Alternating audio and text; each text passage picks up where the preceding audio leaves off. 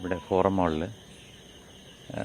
പെട്ടെന്ന് ആ ഷോയിലിരുന്നപ്പോഴാണ് എനിക്ക് ഒരു ഫോൺ കോൾ വന്നത്. ഇങ്ങനെ എനിക്കത് ഓർക്കാൻ പോലും സത്യം പറഞ്ഞു കഴിഞ്ഞാൽ വിഷമമുണ്ട്. കാരണം അത്രത്തോളം ഞാൻ സ്നേഹിക്കുന്നു അമ്മയെ. സാധാരണ രീതിയിൽ അമ്മ എന്ന് പറയുമ്പോൾ നമ്മൾക്ക് നമ്മുടെ അമ്മയല്ലേ ഓർമ്മ വരും.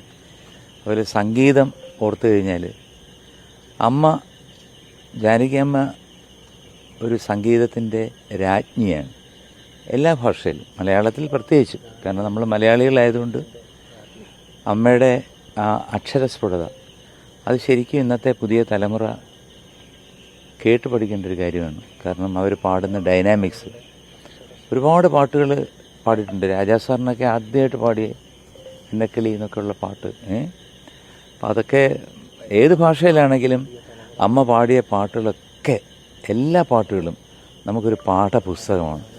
കാരണം ഞാൻ എപ്പോഴും ഈ റിയാലിറ്റി ഷോയിൽ ഒരു 3 ദിവസം മുമ്പ് വരെ കൈക്കുടന്ന നിറയെ തിരുമധുരം തരും, അത് ദാസേട്ടൻ വേറൊരു ലെജൻഡ്, അത് ജാനകി അമ്മയും കൂടെ പാടുമ്പോൾ സത്യം പറഞ്ഞ് ഇത് കേൾക്കുമ്പോൾ ഇപ്പോഴും എനിക്ക് എൻ്റെ ശരീരത്തിൽ കുളിര് കൊള്ളുകയാണ്. കാരണം ആ ശബ്ദം വരുമ്പോൾ ആ ശബ്ദത്തിനെ മറികടക്കാൻ വേണ്ടിയിട്ട് ഇന്ന് ഇന്ത്യയിൽ തന്നെ ഒരു ശബ്ദം വന്നിട്ടില്ല. ഓഫ് കോഴ്സ് നമുക്ക് ഒരുപാട് പേരുണ്ട് ഹിന്ദിയിൽ. ഇപ്പം നമുക്കിവിടെ പറഞ്ഞു പോയ ആശാജി എല്ലാം ഉണ്ട്, ആശ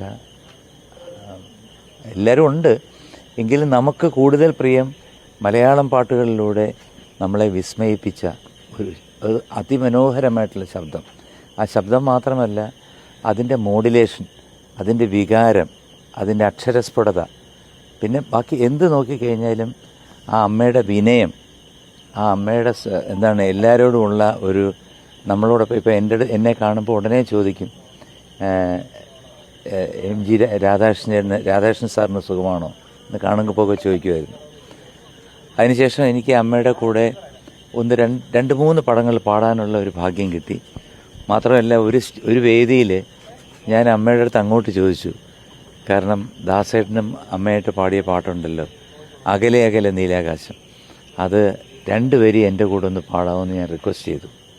അങ്ങനെ എനിക്ക് അത് പാടാനുള്ളൊരു ഭാഗ്യമുണ്ട്. അതൊക്കെ ഞാൻ എൻ്റെ ജീവിതത്തിലെ ട്രഷർ, അതായത് ഒരു വലിയൊരു ഭാഗ്യം, ഒരു നിധിയായിട്ട് ഞാൻ കണക്കാക്കുന്നു. ഒരിക്കലും അമ്മ നമ്മളെ വിട്ടുപോകില്ല. ഒരിക്കലും നമുക്ക് അങ്ങനെ ഞാൻ വിശ്വസിക്കുന്നില്ല. ഒരിക്കലും ഒരു സംഗീതജ്ഞൻ എന്നുള്ള രീതിയിൽ എൻ്റെ ശ്വാസം പോകുന്നവരെ അമ്മ എൻ്റെ നെഞ്ചിൽ ഉണ്ട്. കാരണം വേറൊന്നുമല്ല, അമ്മ പാടിയിരിക്കുന്ന പാട്ടുകൾ, ആ പാട്ടുകൾ ഒരിക്കലും ഒരാൾക്ക് റിപ്പീറ്റ് ചെയ്യാൻ പറ്റില്ല, അത് സംശയമില്ല. കാരണം നമുക്കതിനെ ഫോളോ ചെയ്യാം.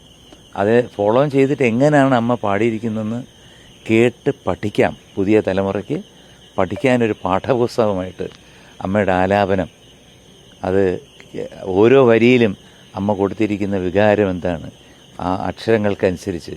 അമ്മ ഷീസ് ഫ്രം ആന്ധ്ര, അപ്പോൾ എന്നിട്ട് പോലും മലയാളം അത്ര അക്ഷരസ്ഫുടതയോട് പാടിയിരിക്കുന്ന, നമ്മൾ എന്ത് പറയാനാണ്, പോയി എല്ലാവരും പോവും ഒരു ദിവസം.